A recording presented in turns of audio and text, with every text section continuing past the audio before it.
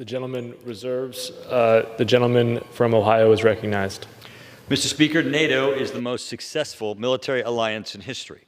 Our shared democratic values are a critical piece of that success.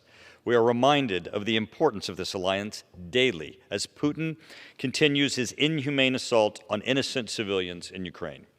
Together, with our NATO allies and partners, we are unified in a strategic approach to counter our adversaries. Ukraine is not alone on the front lines of the global battle between democracy and authoritarianism. The United States and our NATO allies are supporting Ukraine. Vladimir Putin's unprovoked and unjustified full-scale invasion of Ukraine has unified the NATO alliance. Most recently, the world has watched in horror as images from Bucha have surfaced, mass graves and bodies strewn throughout the street.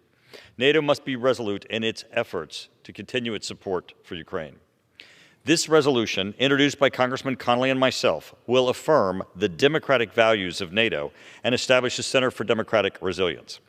Having served as the president of NATO PA, I support the fundamental role of that this organization would play in strengthening and defending democracies worldwide. I also want to congratulate my colleague for his efforts in support of this global organization. Congressman Connolly, who currently serves as the president of NATO PA, has represented the United States very well there and brings forth a resolution that is of great importance to really the founding issues and certainly the substance of NATO.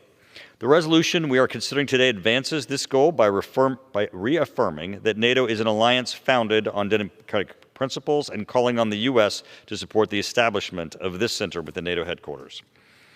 This center would and could monitor challenges and threats to democracy, human rights, and the rule of law among member nations. It also is partnering with democratic organizations. The center will assist member states and aspiring member states to preserve and foster democracy among their ranks. I urge all my colleagues to join me today in support of this resolution.